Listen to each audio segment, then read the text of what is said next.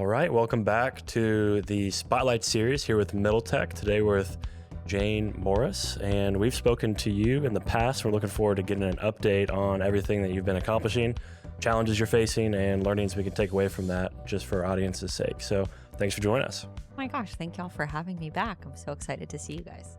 And yeah, you've had all sorts of awesome updates in the news too. So we're excited to touch on some of the things that have been going on at To The Market. But let's just start by doing a quick recap on what To The Market is, just for our listeners who might not have listened to the first episode or might need a refresher. Tell us a little bit about what the goal of To The Market is. Yeah, so To The Market, we are a supply chain software. We focus on enabling responsible vendor compliance and management, digitized procurement, and automated impact reporting. So in lay people terms, we're helping to power the ethical and sustainable supply chain. All right, so ethical supply chain. Let's dive into that a bit, because I think everybody's familiar with, supply chain, logistics on how we get packages around the world, how we get goods to our refrigerator. I think people can have an image of that, but give us an idea of the difference between just everyday logistics and what, ethical supply chain looks like. Yeah. Supply chains are pervasive. They allow us to get access to most of the things that we all enjoy today. Whereas in the past, we had, very quote short supply chains, right? Like we grew what we ate. Maybe we went and bartered in the market or paid for things in the market. Now, of course, we get access to product from all over the world. Sometimes that's been made, grown, created in a very short period of time and delivered it in a very short period of time. So lots of different opportunity in supply chain tech. We in particular have been focused from the beginning on connecting what we believe to be more ethical, more sustainable, i.e. lower risk, more compliant factories with businesses that are seeking sourcing and production activity. So we're really focused not on sort of what people would call last mile. We're not direct to consumer, where we're working with someone from a distribution center to a customer. We are focused on the production of a product at a factory, and then having that product move to an end client here in the U.S. So B2B. What is ethical and sustainable? It is a factory that your company can feel good about using, meaning that you feel confident that there is a lower likelihood that that factory is engaging in behavior that you would be embarrassed about if it was on the front page of the New York Times. So child labor, forced labor, dumping chemicals into water streams. Oftentimes people think ethical and sustainable, we must be talking about, a fair trade factory or a factory who, is running its business on rainwater or, solar power. And that's awesome when they're at that level of progression. But a lot of times what we're really looking at is making sure someone is at the very least compliant, i.e. table stakes, operating legally that a company can feel good about, and then giving them enough data associated with the factories to help them understand what's the difference between a good factory, what's the difference between a good and a better factory, and what does best look like. Yeah, I think one thing that I've noticed as I've grown up, because being 27, I've kind of seen how the demand for ethical and sustainable goods has increased. And I think the first good I can remember really blowing up was, Tom's shoes. What do you think is driving the demand for ethical and sustainable supply chain? Is it we've got more media, we've got more transparency into more of the world because of social media and just in general content? And now we're able to see how other people around the world live, and we don't want our goods to maybe come from. Is that what's driving it, you think, media, or what are you seeing? No, Tom's definitely was one of the first movers as it relates to sort of thinking that conscious consumerism can be cool, right? Like it doesn't have to be like a church fair, like jewelry that you buy like as a pity purchase. And I think it was one of the first examples of looking at conscious consumerism at mass.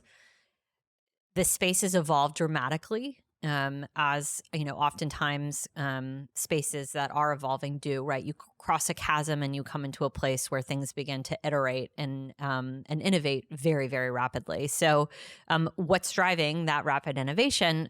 Three primary points of pressure on businesses to improve the way they operate. First is consumer pressure, which of course Tom's was very responsive to, where you have a generation of buyers. You have a millennial and a Gen Z generation, which collectively represent the most purchasing power in history. And like every generation, they have different attributes that are important to them, right? So we think of sort of the greatest generation as being sort of very focused on price consciousness. Like they really value feeling like they're getting a good deal. And these are, of course, mass generalizations, but looking at like Nielsen data, you look at Gen X. Gen X paid a lot of value to brands. Like this is BMW, this is Coach, this is Chanel. That is valuable, right? It represents good to them. Millennials and Gen Z are a little different. They put a prioritization among many things on things like sustainability. That's important to them. So as companies think about attracting and retaining that customer as well as that potential employee, they're thinking about sustainability. They're thinking about social compliance. So that's sort of one piece of pressure. Second piece of pressure is investor pressure. So you look at LPs that started, putting pressure on allocators. At first, it sort of was in the carbon space, right? Like, don't be in fossil fuels or don't be in this or that. And, I'm not passing judgment on whether that it was like the right sort of approach or whether that was an effective approach. But what I think the sort of theme that is worthwhile to me, regardless of whether you agree and like say no to this type of investment versus that type of investment, is that you want as an investor to be trying to de-risk the company that you are investing in as much as possible.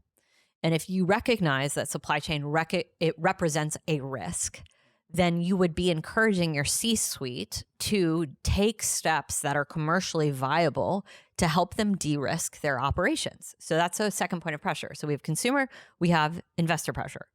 Third point of pressure is one that's changed pretty dramatically, even in the last 18 months, maybe even in the last 12 months since I saw y'all, on the recording. And that's regulation. And again, like I'm not making statement for or against. Our job is to track and then help support our clients be compliant. And so we've seen quite dramatic increases in regulation, both in the United States as well as abroad, that is impacting U.S. domiciled businesses that are related to supply chain transparency. And so companies, in order to feel like they're not going to have hundreds of millions of dollars of products stuck at U.S. Customs because it was potentially made with forced labor in China, or be able to sell into an EU market because, that's a huge opportunity for them outside of the U.S. market, they are making changes in their supply chain, and we're helping them do that. And talk about what this looked like prior to the market coming onto the scene in the first place. So how were companies gaining any sort of visibility or transparency into this process in the first place? Or how are they even able to identify the way that their supply chain was sourcing all of these goods and products? Yeah. I mean, supply chains are notoriously analog and opaque. So like if we look at the US market, and obviously I know you all have listeners from all over the world, but like if we look at the US market, when we normalized relations with China, got really obsessed with low-cost manufacturing. And, in some respects, you can make an argument that that was like hugely helpful in the affordability of product. In other respects, you could point to it as a big decline in manufacturing capabilities here in the United States. So when we became quite reliant on Chinese-based manufacturing, one of the sort of secondary outputs of that is that we relied on mostly mainland China-based retail brokers to allocate factories on our behalf. So the workflow would be, I'm Jane, I work at TJ Maxx, I want to have a t-shirt made. I say to Evan, who works in, who is in mainland China, hey, this is the t-shirt I want to have made. And he goes and has the t-shirt made for me at a factory that he trusts that is going to execute on costing and on quality. And I am going to typically not ask questions about like, well, who's the factory? How is it being made? Do we feel good about, that process? That's a very new thing that I would ask those types of questions, because there is a different generation now of people who seek additional information because they're not used to having opacity in anything that they do. But you also have this sort of broader regulatory environment. So all of that to say, what's the difference between the past and the present? The difference is that now we have technology that allows us to have more digitized workflows. Now we have technology that allows us to better understand the footprint of a factory who may be making a product that we rely on to run our business.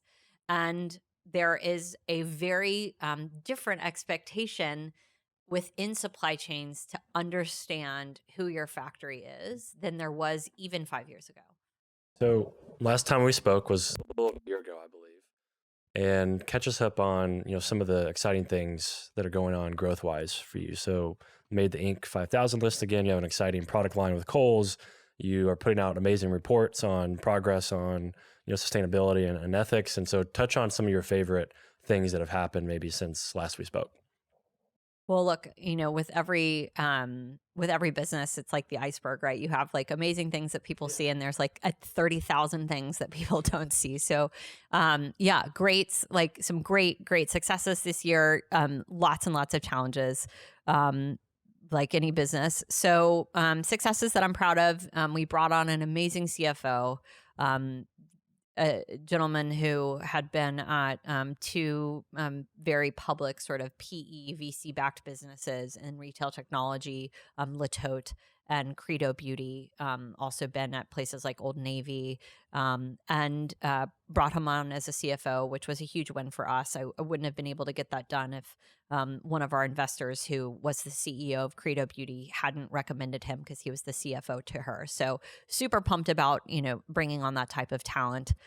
Also was able to convince one of our board directors, who was a former VP of innovation, to come in fractionally and help us build out some of our SaaS. And again, huge win in the sense that he's just such an incredible mind, such an incredible talent, that I'm just so fortunate that we're able to work with him and have, more of his mind share on a day-to-day basis. On like the press side, it's always awesome when you get recognition. We did make Inc. For a second time, Inc. 5000 fastest growing private companies. We got honored by Fast Company. Our ethical supply chain software was a Fast Company Innovation by Design honoree. That was awesome.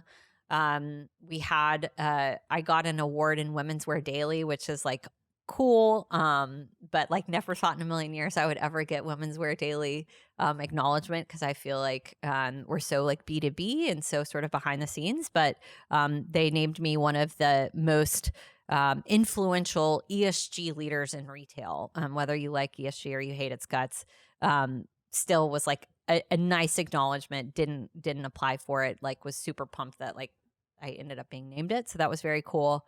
And then we had another award by Meaningful Business that sort of was acknowledging the work of To the Market and the difference that we're making in the industry. So awesome, like press, super pumped about talent, and then with that, like X times 1,000 challenges that every entrepreneur exists. Well, let's dive into, as always, like you said, so many challenges.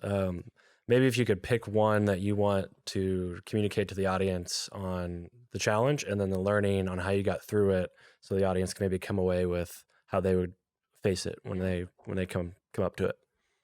Yeah, I mean, so I think one of the biggest challenges we had this year is we had a client who is a large business, very creditworthy business, who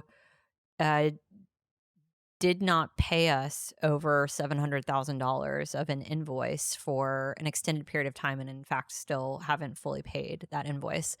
And what that did is it had sort of a trickle effect within our cash flow. When you're sort of suddenly have a $700K hole, it just creates a serious domino effect. It impacted, our factoring partnerships. So these are folks who will come in and factor purchase orders or their factor invoices. That helps allow us to source and manufacture without utilizing balance sheet capital. it had a big impact on them, where they were like, hey, we can't keep doing business unless this gets cleared. So suddenly you have those two levers turned off. So what did that teach me? I mean, a million things, not the least of which is, as a leader, and you could be a leader in a part of a business and a part of a nonprofit. You could be a nonprofit leader. You could be the head of a household or co-head of a household. There will be times where you have capital scarcity that you did not plan for. And the question then becomes, what will you do about the unplanned capital scarcity? There are sacrifices or trade-offs that inevitably you will have to make. There is no sort of world in which, oh, I can make it all work, even though I have, like a significant hole in what I thought I would have. It means that not everything is going to be able to get done that you want to get done. It means that people that you need to pay are not going to be able to be paid in the timing that you thought. And I've had to have a lot of those conversations this year, talking to suppliers, talking to service providers, negotiating terms.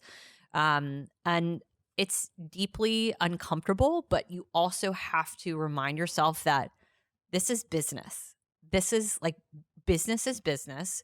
It's not personal. And unfortunately, the longer you're out sort of in the workforce, again, whether this happens to you on the personal side, you have an unexpected layoff, you have an unexpected sort of salary, whatever, or the professional side, that there are times where you're going to have to look at your expenses and look at your plans and be like, this is going to have to change pretty significantly for me to respond to something that is fundamentally not my fault. Before highlighting our sponsors, we'd just like to state that the views and content shared on this platform do not necessarily reflect those of our show sponsors. Middle Tech is presented by KY Innovation, the Kentucky Cabinet for Economic Development's Office of Entrepreneurship.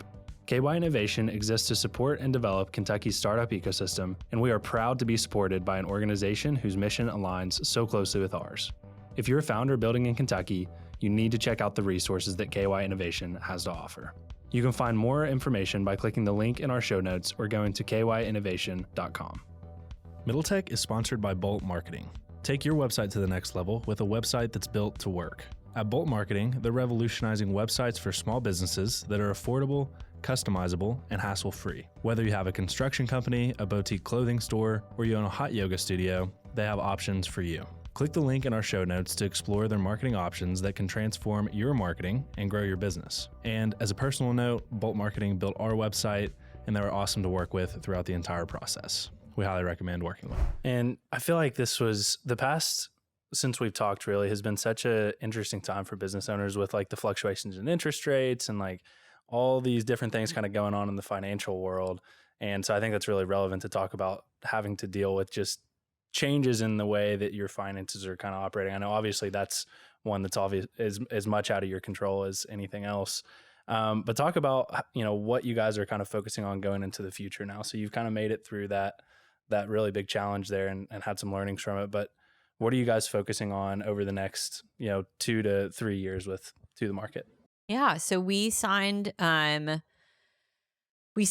term sheet and then long docs with an institutional investor to raise another round of capital. And the stipulation of us sort of doing this additional round of capital is taking some of the features on our software platform, monetizing them to create a SaaS opportunity. So to recap, how does To the Market make money? We launched our business with a enterprise marketplace, i.e. someone like TJ Maxx, who was not the person who didn't pay, to be clear, would say hey, we gotta, we need a t-shirt factory, real case scenario. I need a t-shirt factory. They can utilize our software to find a vetted and monitored supplier that makes t-shirts. They can digitally procure through that factory to get those t-shirts made. They can get data on the impact of the t-shirts that they have made, so they can go take credit for that better procurement decision. That's on a transaction basis, right? So many enterprise marketplaces or marketplaces period, it's transaction based revenue.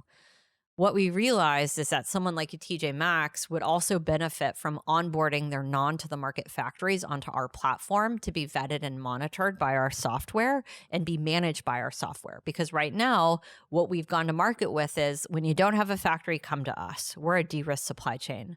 But what we've realized is that some of the features that we built on the software could be very much so utilized to vet and monitor their existing factories, therefore revealing when they have risky factories that may then encourage them to do more business with us on the marketplace side. So that is a big push for us in 24. It's why we brought in, our one of our board directors to help sort of fractionally lead the development of that SaaS, and has been, what I've been fundraising around over the last couple months. Yeah, and that kind of changes the whole business dynamic when you think of it from a SaaS revenue perspective and the enterprise value of the business. So I'm sure that kind of plays into the whole strategic planning of, looking at the financial future of to the market as well. And touch real briefly on your fundraising process. So you mentioned you've kind of been hitting the ground hard with that. I think it's just always interesting to hear founders' perspectives on the challenges that come with that, and making it a little bit more realistic to like how much of a grind it truly is, because I feel like it's still a little bit romanticized if you've never done it before. So just talk about your experience like fundraising and what the reality of that has been for you. Yeah, totally. I mean, I love, it is, I want to say that fundraising for, I would say 99% of entrepreneurs is deeply misunderstood.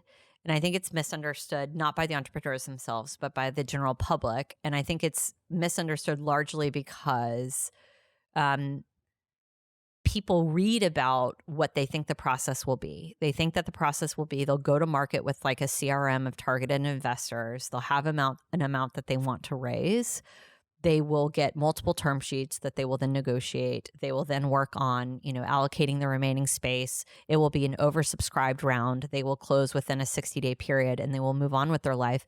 And the truth is that for all of the money I've raised to date, for all the money my husband raised to date, that probably happened to Nate. He raised, $500 million. That probably happened in one round. For me, that's never happened. And I share that because I think it's so important for every entrepreneur who's out there who it doesn't look like that. What I hear so often when they haven't raised or been sort of in the market as long as I have is that they think they're bad at it or that they're a failure. And the truth is that's so far from the truth. The truth is that they have been sold a process that's unfortunately generally unrealistic, especially in this market. And so what the process really looks like is it's a much longer process. You're in the market longer. You have to have a lot more conversations. There's a lot more top of the funnel to get you to your sort of end numbers. And, it is a long process that requires a high number of conversations. I remember when I think I told you all this story last year, but I'll repeat it for anyone who's sort of listening. I remember before I had ever raised money for To The Market, and I was thinking about doing a pre-seed round, and we applied to Techstars and we got into Techstars, and I was so excited.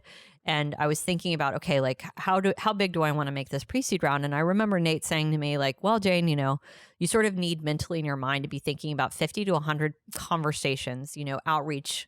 Doesn't have to be like long conversations, but like targeted out emails. Someone introduces you to get to like one or two yeses. And I remember thinking like, Nate, you're so fantastical in your like descriptions of things. Like this feels so exaggerated. And he was absolutely right.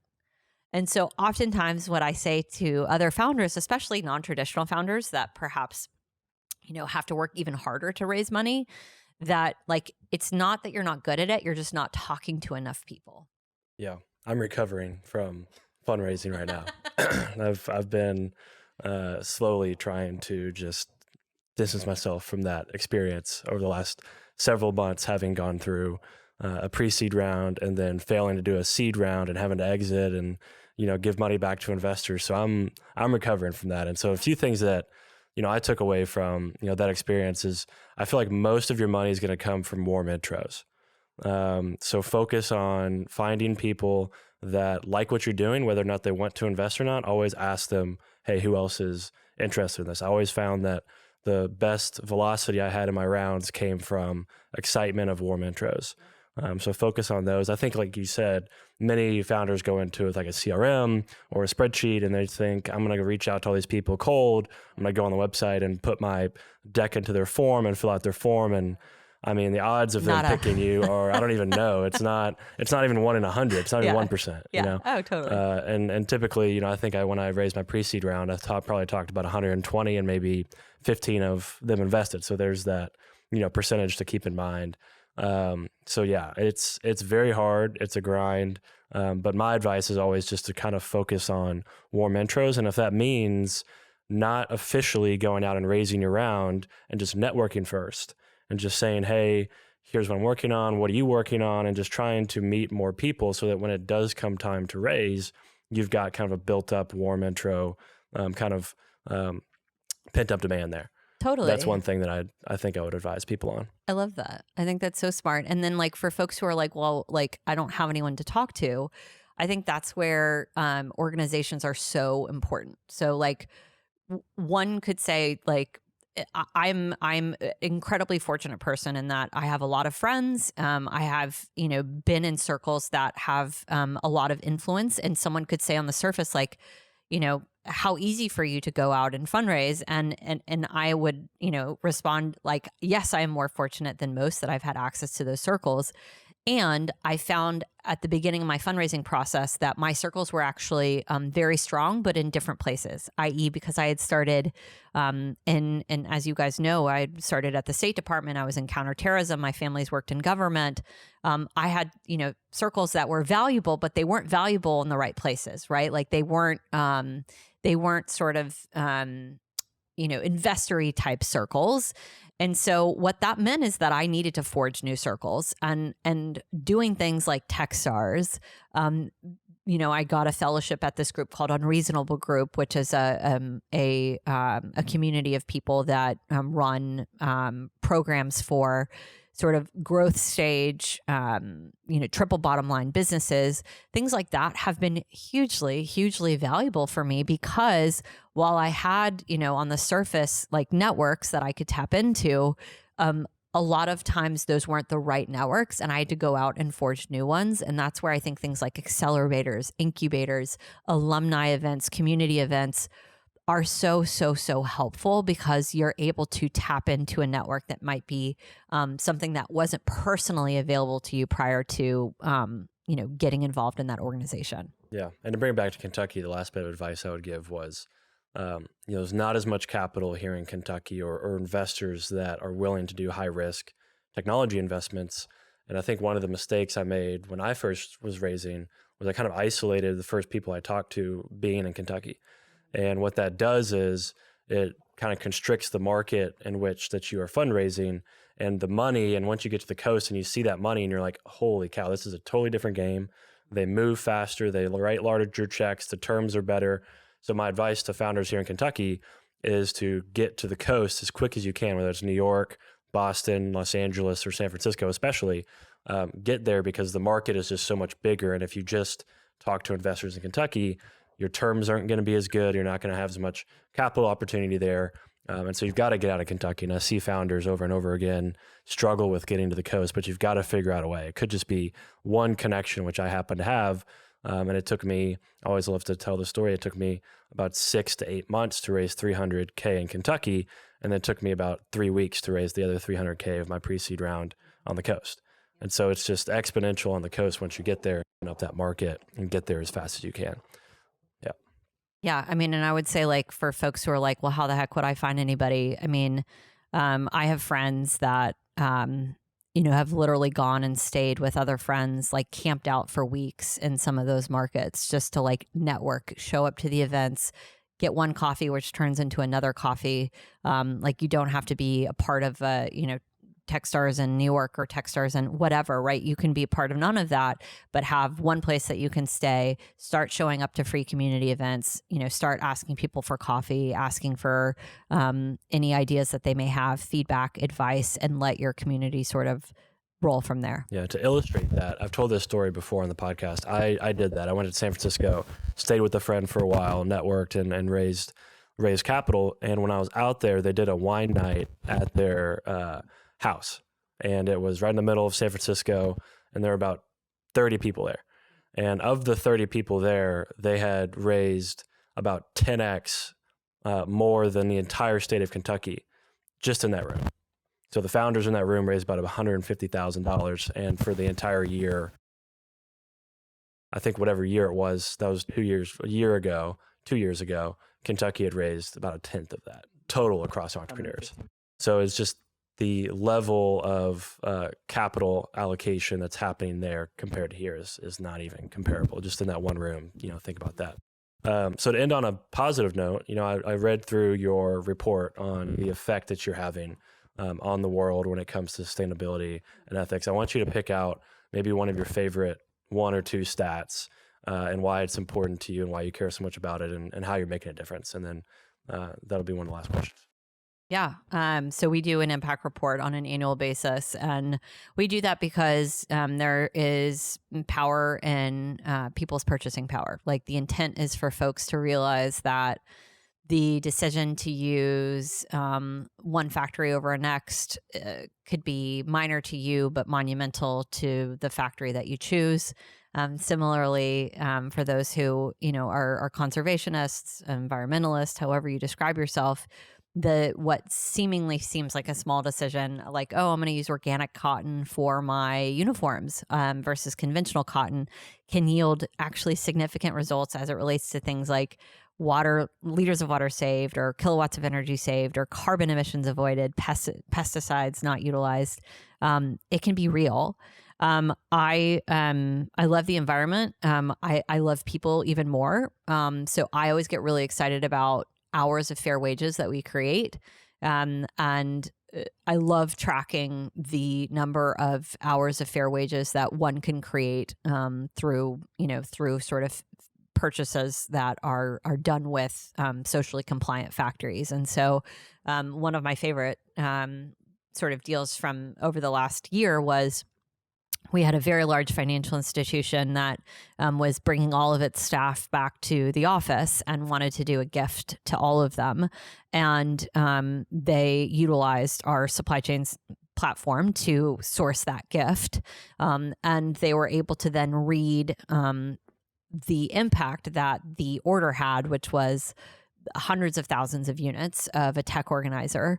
And it created, hundreds of thousands of fair wage hours of work for people. And that is really, really impactful when you think about the opportunity to take a very broken industry and look for redemptive qualities, right? Like, you think about, how can I think about this industry in a way that I could begin to build a business that's not just ethical, it's actually redeeming. Like, it's redeeming on the earth. Like, it's redeeming from a sustainability standpoint. It's redeeming the brokenness in the way in which we employ other people. That to me is like so exciting because it's market driven. Like, it's driven by the demand of what consumers or investors are seeking. And yet on the sort of supply side, the effect is that it's transformative for the people who are able to participate in those orders. And I love hearing stories like that, because that really paints a picture of how you're impacting, the entire world in different ways. And I just have so much admiration for people who are chasing after really world-changing problems and trying to figure out a business solution to not only make it sustainable from an environmental perspective, but also from an economics perspective. So just kudos to you for everything you're doing with To The Market. It's been a lot of fun to follow along all of the accomplishments you guys have had. I feel like I have to call it out just because it's kind of been funny to try and ignore it. We have had so many flies on this episode. And it's just, this is going to be the fly episode. So thank you for being a rock star and just not breaking stride the entire time.